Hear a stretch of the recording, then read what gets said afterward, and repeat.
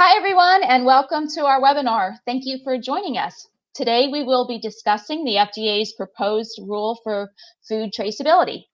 We are recording this presentation, and you can expect a follow-up email in the coming days with a link to this recording. We'll have a Q&A session afterwards as well.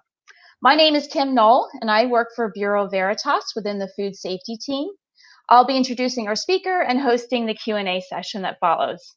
In case you are new to Bureau Veritas or have not worked with us yet, we are a global leader in testing, inspection, and certification services. If I or anyone from my team can ever be of assistance to you, please do reach out. We'd certainly welcome an opportunity to hear from you. So without further ado, I would like to introduce our speaker, Mr. Bob Strong. We are thrilled to partner with Bob for today's presentation. Bob certainly has a wealth of knowledge. He has over 5 decades of experience to share with us. He has worked in various sectors of the industry, including the supply chain and for third-party certification bodies. Bob is well known as a subject matter expert on many food safety related topics, and he currently works as an independent food safety consultant and certified lead instructor. Well, thank you so much, Bob, for putting this information together for us, and I will let you take it from here. Thank you. Thank you, Kim, and I'm very happy to be able to bring this presentation to you, where we're going to be talking about where is the FDA going with regard to requiring records from you on traceability on certain products. And the reason why they are doing this is because obviously they've had problems in the past finding out where contaminated ingredients are, what products they went into, where they were sold. And it's taken a long time to be able to identify and get those products out of the marketplace. And every day they're in the marketplace, somebody else could be getting sick and somebody could be dying. So we're going to talk about what is it and how do I comply? Well, it's part of the FDA's new era of smarter food safety. And this is covered as part of FSMA, the Food Safety Modernization Act, as you know, went into effect on January the 4th, 2011, when President Obama signed it into law. And we've gradually seen different parts of it go into effect over the last 10 years. But not all of it's in effect yet, and even things that are in effect can be done better. So the FDA is asking you now to help them rapidly identify and effectively identify recipients of contaminated foods of human health concern. So therefore, what we're going to be talking about applies to all companies who manufacture, process, pack, or hold foods on the food traceability list. And it actually goes back to the farmer and somebody who's raising chickens for egg laying, etc. The things we're going to finish up talking about is what is your involvement? What are you going to have to do? And we're going to talk about things called key data requirements and critical tracking events, which when this becomes law, you will have to do it versus right now we hope you're doing it and it's voluntary. But if you're not doing it, you're going to have to do it when this becomes law. And at the end, we'll talk about when will this become law. So the first thing I wanted to go over with you is what is the food traceability list? In other words, what products are on this, because it doesn't apply to every product. So the FDA developed a list of high-risk ingredients because those are the ones basically, based on that definition, high risk, are more likely to get people sick, have a history of getting people sick, and unfortunately have finished up having people die. So this list also includes those foods made from these ingredients. So if you're making a food from ingredients on the high-risk list of ingredients, then your product goes on the high-risk list. These foods are mainly ready to eat. Therefore, what we're saying is the consumer is going to do very little with your food except eat it. They're not going to cook it or do anything in the way of a heat step, which could possibly take care of a hazard. They are going to do, in some cases, minimum preparation. But they may very well just eat the product as it comes and therefore eat it raw. So the FDA has issued a list of foods that they also consider raw, which are unlikely to be consumed without a further step. So they are trying to help you with the list of products that they feel you're going to have to keep good records on, and ones where they feel it would be very unusual if the customer would eat it raw. But that doesn't mean the customer won't eat it raw, but it would be rather unusual if the customer ate some of the products raw. So if you want to look at that list, you can look at that list. We're going to stick today to the list that was going to require these records. What are we concerned about? We're obviously concerned about what the FDA covers, calls foreseeable hazards. In most cases, biological. Therefore, there are things that are going to make people sick and possibly kill them. But it also could be the fact that you've allowed the bacteria to grow to high numbers, and therefore you form toxins. And even though there could be a heat step coming later, toxins are not removed by heat. So the FDA has taken a look at what's happened over the last 30 or 40 years, as well as what's happened in obviously the last 10 years. And they determined that cheeses, other than hard cheeses, soft ripened, semi-soft cheese and fresh cheese, maybe pasteurized or unpasteurized milk, could be a potential problem if you are not controlling the hazards. And they referred to Jalisco cheese back in 1985 in Los Angeles, which actually finished up with a person putting out cheese that was eaten by a lot of Hispanic mothers, pregnant people at that time who were expectant mothers, and they finished up losing their babies. Either they were stillborn or they were miscarried. And they believed that they were eating safe cheese, and it actually wasn't as safe as they believed. It should have been made with pasteurized milk, and was actually made with unpasteurized milk. I think you're all familiar with Peanut Corporation of America, so therefore the FDA is considering nut butters to be on this ready-to-eat food traceability list. And obviously they refer to Peanut Corporation of America being one of the companies that put out put out peanut butter with salmonella in it and resulted in 9 deaths. Seafood is another category that the FDA has also included in this list. And that is because obviously a lot of these fish, if they're temperature abused, can form scromboid. And scromboid is something that causes us to have an effect on it. For some of us, it's mild. For some of it's more serious. You'll notice it doesn't call saleriforms. It doesn't cover saleriforms, and that's catfish, because this is an FDA regulation proposed, and therefore it doesn't cover USDA products. And catfish is now part of USDA. Covers crustaceans, and we've just had an incident this year of salmonella in shrimp. And it covers the mollusks and bivalves, and we've had oysters with notavirus again this year. So again, if those are products that you handle, then you would be being required to do some record keeping in the next couple of years. Fruits and vegetables, all types, and particularly fresh cut, where we know the consumer is going to take your product and they're going to just eat it. They're not going to do any heating. They're not going to do anything like freezing it. They're just going to eat it. And we did have a problem back in 1996 with Cyclospora coming out of Guatemalan raspberries.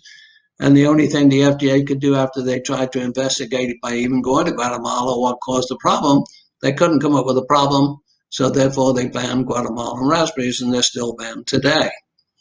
Deli salads, all types, except meat salads. Why not? Meat salads, again, comes under the USDA.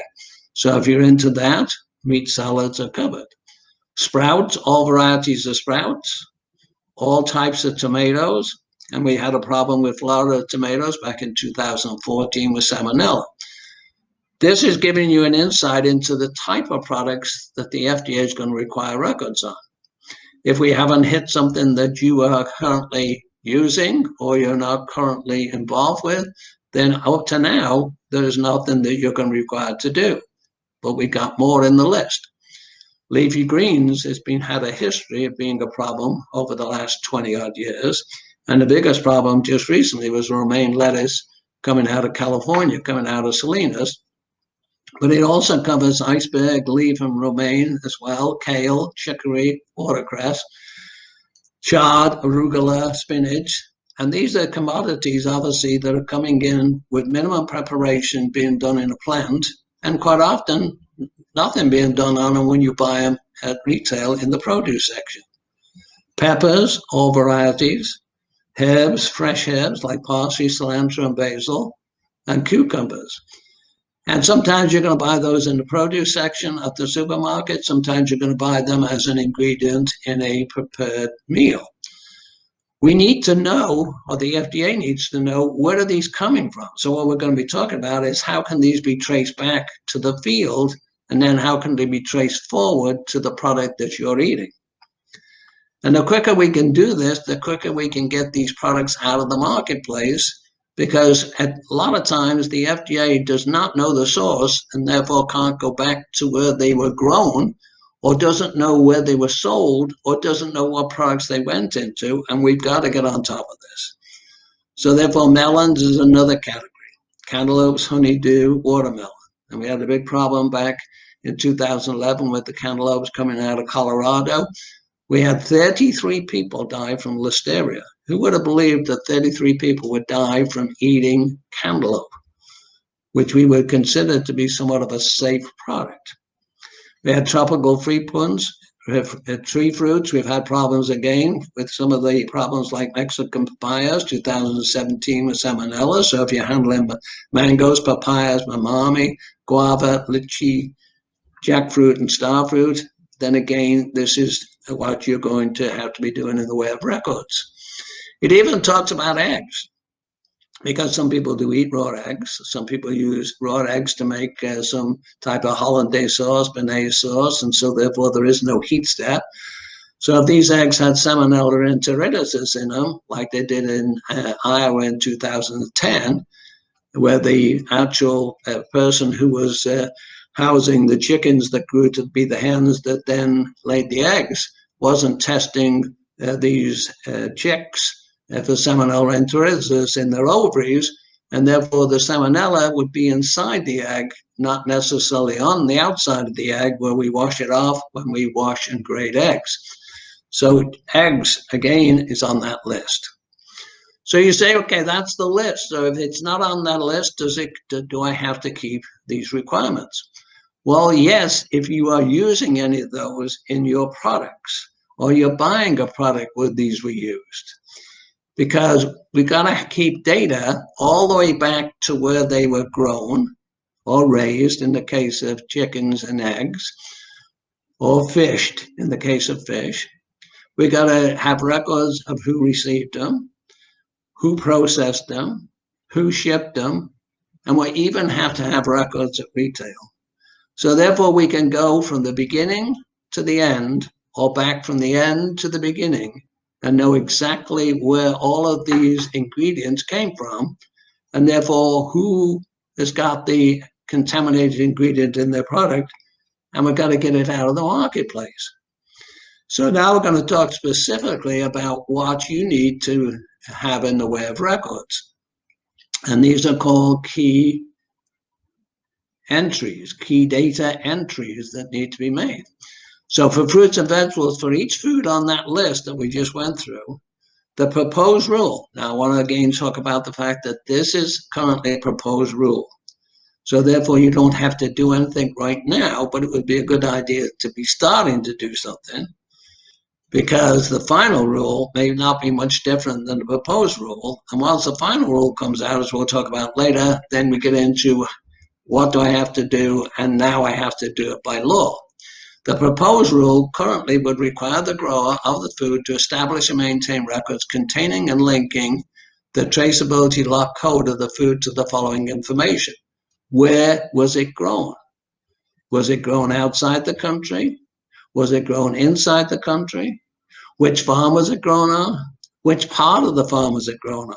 Seeing in some cases, farms are enormous and they have lots of fields, and it may only be coming from one part of one field. So therefore, would you want to recall all of the product because of a problem with the product? No, you would like to be able to narrow it down. And when you can't narrow it down, the FDA expands the recall to cover everything that could possibly be contaminated. So when you receive it for each food, so now we move to you receiving these products coming out of the field, coming from the shell egg facility, coming from the seafood facility. For each food on the food traceability list that is received, the proposed rule will require the receiver to establish and maintain records containing and linking the traceability lock code for the food to the following information. The location identifier and location description for the immediate previous source, not the truck that brought it in, But where did you buy it from? Did you buy it through a broker? Did you buy it directly from the farmer? Did you buy it from a farm that's in a foreign country? And therefore, each entry number assigned to the food if imported. So therefore, on the importer records with the Customs and Border people, there's a number that has to go on there, and that's the number that you would start to use. So therefore, you would be able to prove if you're bringing in this lettuce or you're bringing in this fruit, exactly where did it come from. And if you're buying it through a broker, you would need to make sure the broker has that information. And if you're not the FSBP importer, which is the Foreign Supplier Verification Program importer, then the broker needs to have this information. Somebody needs to have this information to give to you because you need it as the receiver. Because you're going to keep records on this, and then you're going to have records you're going to create in your facility, whether you're just a distributor or whether you are a retail store and buying directly from a farm, let's say, or whether you are a processor and you're going to use these ingredients in one of your products. What you have to know is how much did you buy? How did it come in? How many cases was it? How many tanks of it, if it was a liquid? How many pounds was it? You've got to be able to trace it back, and you've got to now say how much you got. Therefore, you know how much you brought in. You know when you brought it in. You knew the lot number of it, and that's traceable back to the previous person who supplied it to you, who, if they have to trace it back, they can go back one more step. Everybody's got to be able to go back to where they got it from, finishing up back in a field, in an orchard, whatever. And you have to be able to pass on information in a minute so that the next person can keep going. Now, where you're going to keep these records, we'll talk about that later, because some of these records can be on your invoice, the information can be on the shipping thing. You're going to have to decide, and the FDA in the final rule will basically hopefully keep it flexible so that you'll have many places where you can record this data, but you've got to record it, and you got to make it available to the regulators when they come in. You need to know who transported it. So the name of the transporter transported the food to you, because again, that may go back to where they got it from, and that may go back to where they shipped it to as other companies who took the same ingredient as you did. So what is the word transformation? Transformation is the word for foods on this list. The transformer of the food will be required to establish and maintain records containing and linking the new traceability lot code of the food produced through transformation to the following information. So again, you are now transforming it from the original ingredient, and you are now making a product out of it. And now you have to keep track of what you put in that product. And it may be a mixture of different things on the food traceability list, but it also may be things that are not on the food traceability list. But now you're going to have to keep track of this product because it has things in it that are on the food traceability list. And again, how much did you make? And therefore, again, what's going to be your code, your lot number on this type of thing? And again, this is going to be how much did you make and what type of containers was it in? And therefore, again, you can account for every pound of product that you finished up making. Now, obviously, you're going to lose some of the product because as you slice, dice, chop, there will be obviously loss in water. You'll have stuff fall on the floor. So it won't always quantify that you brought in 100 pounds and you finished up with 100 pounds in the finished product, but you know what your shrink is. But whether you make 90 pounds out of every 100 pounds, where's that 90 pounds and where's it going after you ship it out? So therefore, there has to be records that will enable you to do this. So what is creation? Creation is the person who creates the food will be required to establish and maintain records containing linking the traceability lot code. And I'll talk in a minute about what actually creation is, different transformation. But again, anytime that you're doing anything, you're going to have to keep very good records. And you may be doing that right now. And you may very well be doing traceability tests where you have been doing for GFSI. Let's say, for example, you've been doing a traceability one back, and you've been in a traceability one forward. And that may be your role in this new proposed rule. But be sure the person you're getting from is doing some traceability, and make sure the people you're shipping to are doing some traceability, because if anybody in the middle of this process from farm to consumer doesn't do what they're supposed to be doing, the whole system will obviously just stop. And that has been one of the problems in the past. Some people do not keep good records, and therefore they do not have the information. They don't exactly know where it went. They don't exactly know what they do know where it went, how much went there, etc. So therefore, when you ship out, you're going to have to keep shipping records. And shipping records are how much are you shipping, where are you shipping it to, and what's the lot number. So if the FDA walks in and says, how much product did you make? You say X. And they say, where did you ship X to? And you say, well, half of X is still in the cooler, and the other half went to 5 different customers, and they got, let's say, 10% each. Then you have done what you need to be doing, and you can show records. The FDA will then go to the next step to see if they acknowledge that they got that amount from you. And therefore, what did they do? Did you pass on an ingredient to another food processor who then did something else with it?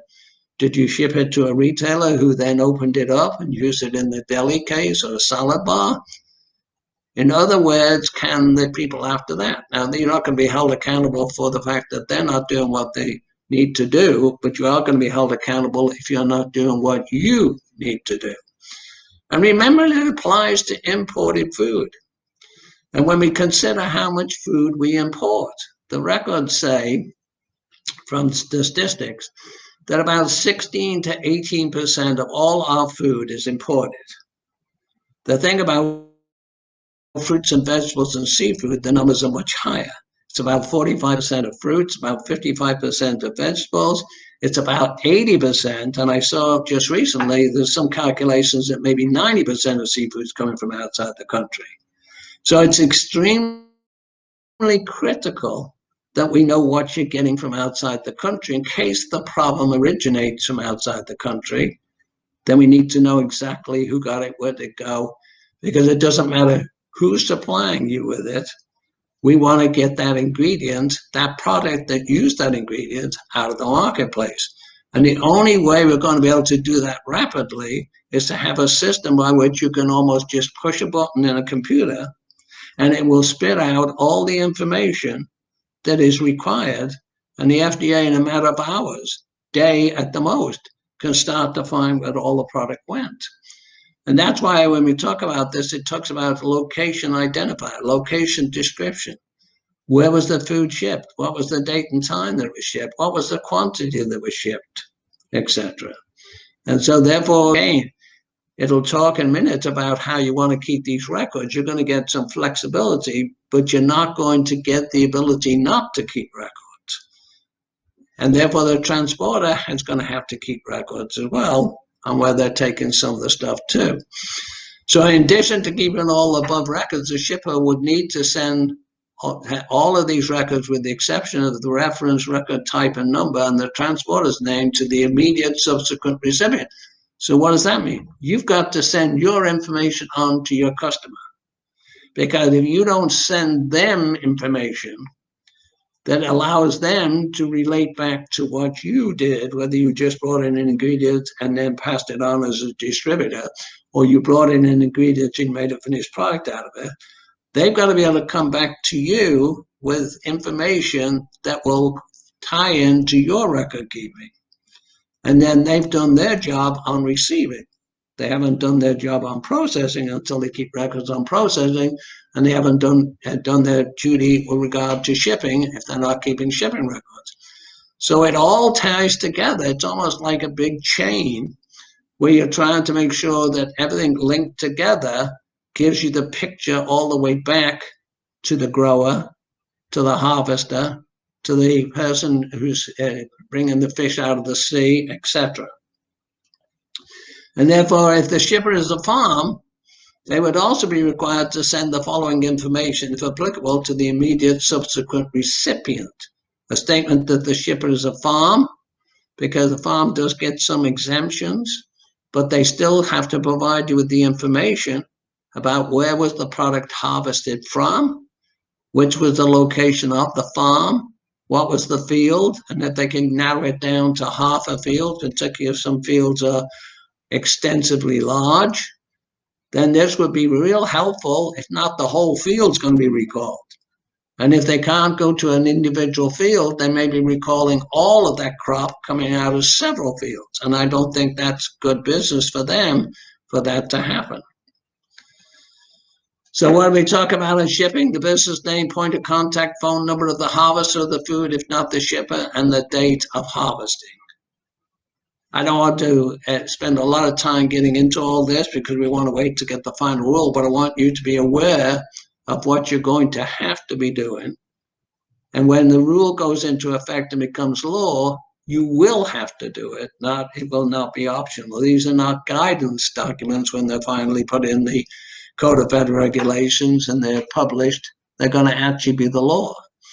So again, it talks about the location identifier and location description. We're saying the same thing over and over again, but we're saying it at different stages. So let's talk about the critical tracking events. Because obviously keeping records is one thing, but if they're not able to be used to track, then obviously the system's not going to work. And if in this chain there's a broken link, it's not going to work.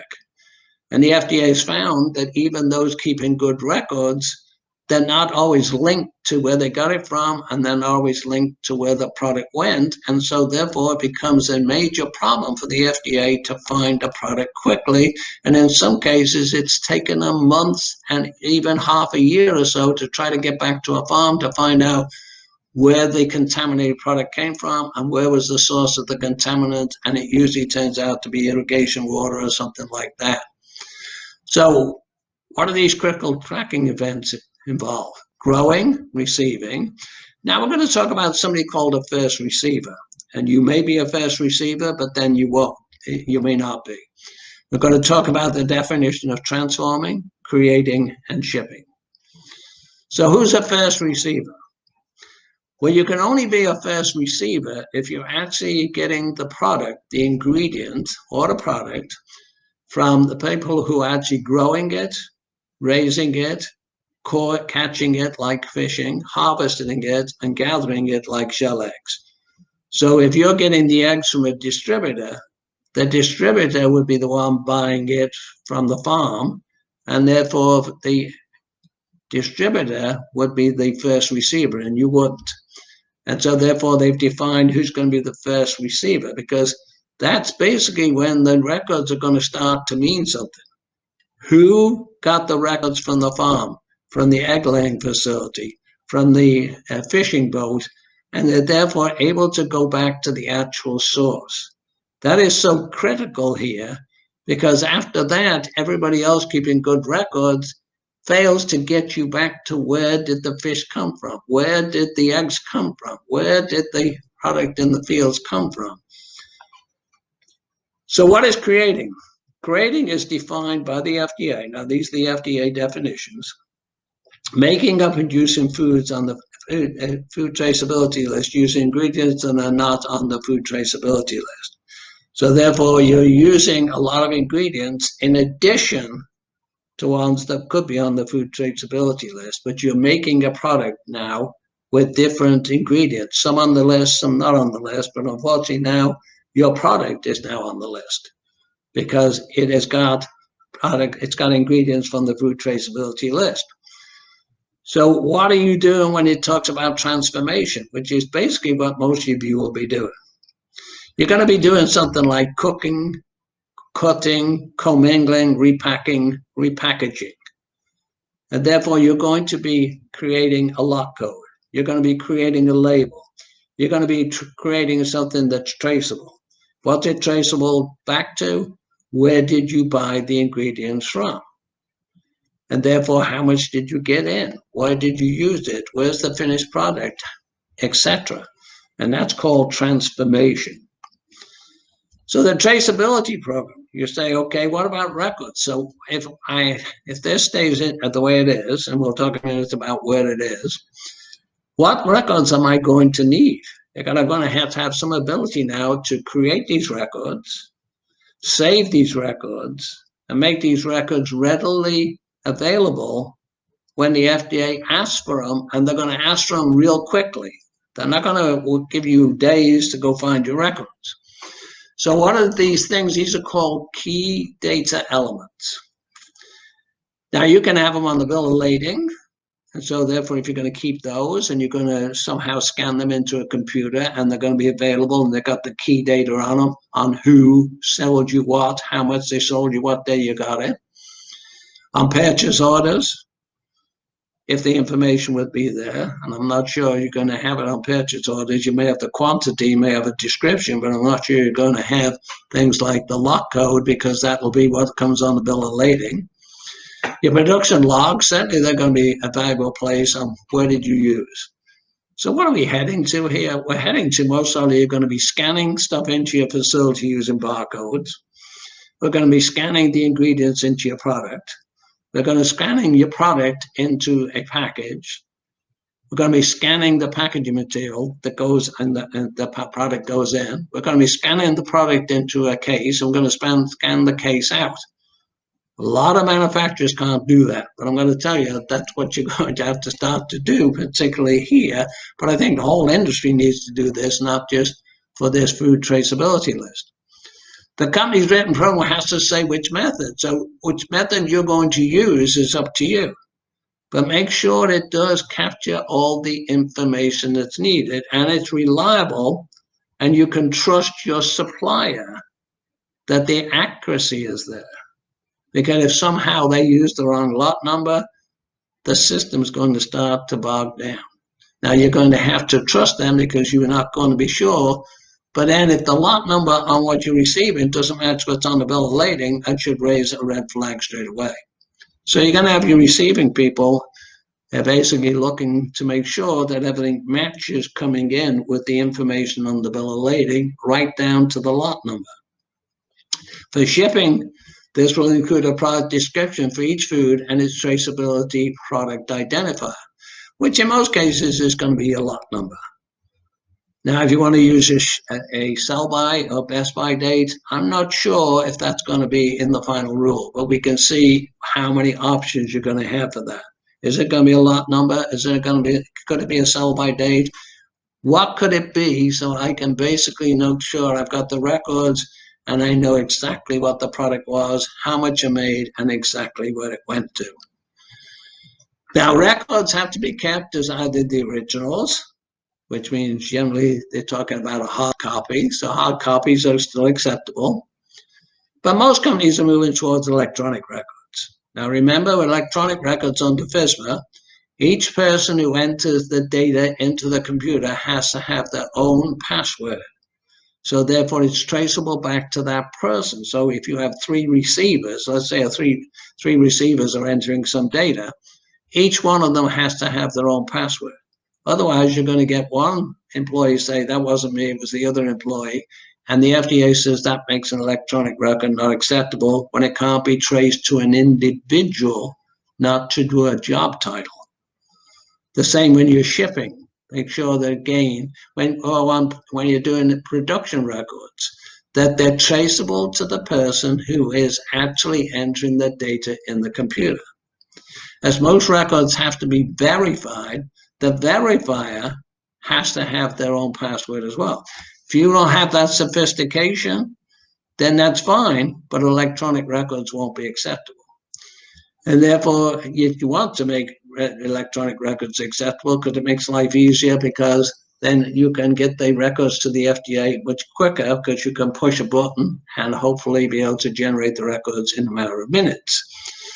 If you're going to keep your record, now what is true copies? True copies means that if you're going to make a copy, it has to be a copy of the original, not a copy of a copy. Now, I'm not exactly sure how you tell with such good copy machines these days that a copy is a copy of a copy and not a copy of an original.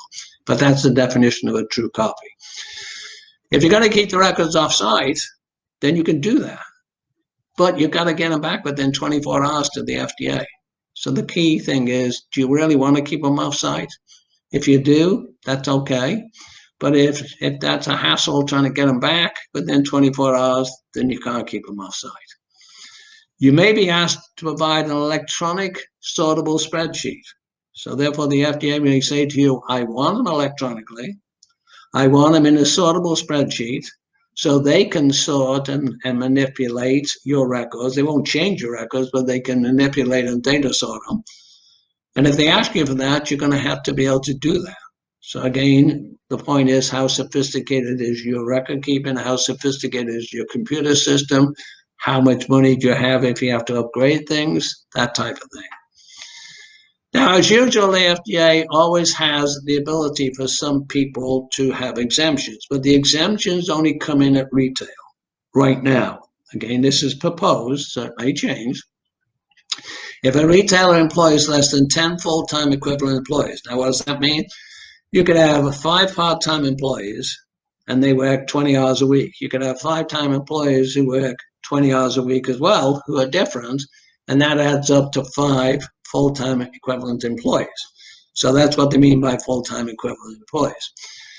Option 2 means that they may give you just a partial exemption, which means that they'll say, you're so small that we're not going to charge you with having to have an electronic sortable spreadsheet. We'll give you an exemption. I'm going to have to wait and see, can I get a full exemption? Can I get a partial exemption? And the chances are you may be able to as a retailer, but you're not going to get the exemption at any other stage. So what is the proposed timetable? You say, okay, when do I have to do all this? It sounds like an awful lot of work. Sounds like I'm going to have to do things that right now I think I can do, but now I'm going to have to do it because it's going to be the law, and now I'm going to have to provide data sheets, and now I'm going to have to make sure I can get the records, and I better make sure that I know everything and I know where it came from and where it went. Well, the proposed regulation was put out there a year or so ago, and then along came COVID. And so it's obviously been moving very slowly, but the comment period actually closed on February the 22nd of this year. So that means that the FDA is not accepting any more comments on the original proposed regulation. So what are they doing now? They're reviewing the current comments they've got. They got a lot of them. You can understand they get a lot of them. Some people are pushing back, some people are suggesting different things, some people saying we want our product taken off the list, and others saying you didn't think about that in this product. I'm assuming they've got a whole smorgasbord of comments. When was the final rule anticipated? This fall. Well, I was just at the IAFP meeting in Phoenix, which happened this week, Monday through Wednesday, and I just got back from it. And the FDA was there virtually, and they basically talked about this, and they said that they're not going to be able to meet this final rule by the fall of this year.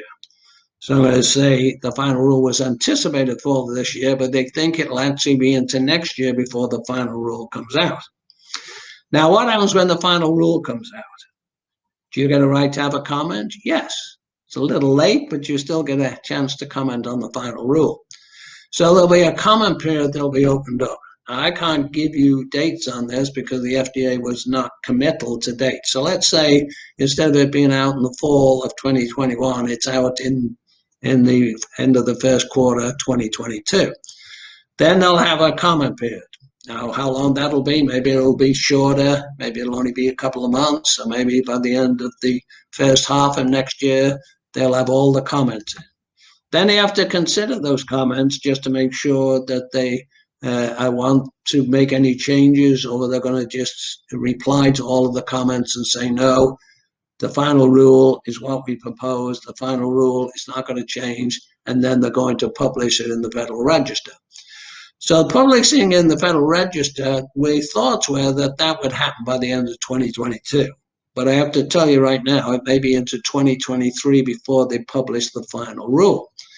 Now, when they publish the final rule in the Federal Register, it actually doesn't become law for 60 days. So let's put an end of January of 2022 on the final rule being published in the Federal Register. Well, that means it will be the end of March 2022 before it actually becomes law. Now, there's a difference between becoming law and being implemented.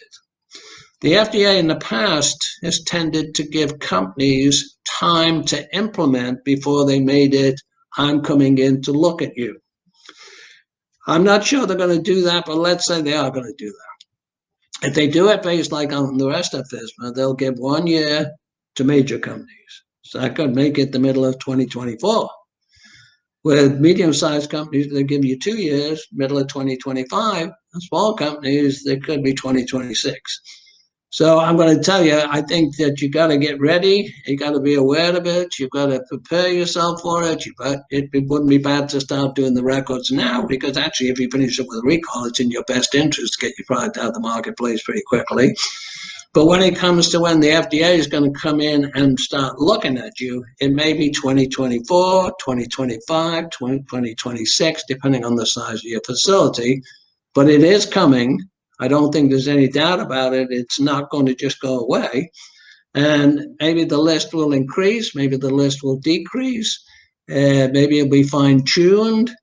But our purpose of this webinar was to just bring you up to speed on what's coming so that you can get prepared for it. So I'm going to send it back to Kim and see if we've got any questions, and anybody wants to ask any questions or wants more clarification. Yes, Bob. Thank you. We'll be taking questions momentarily.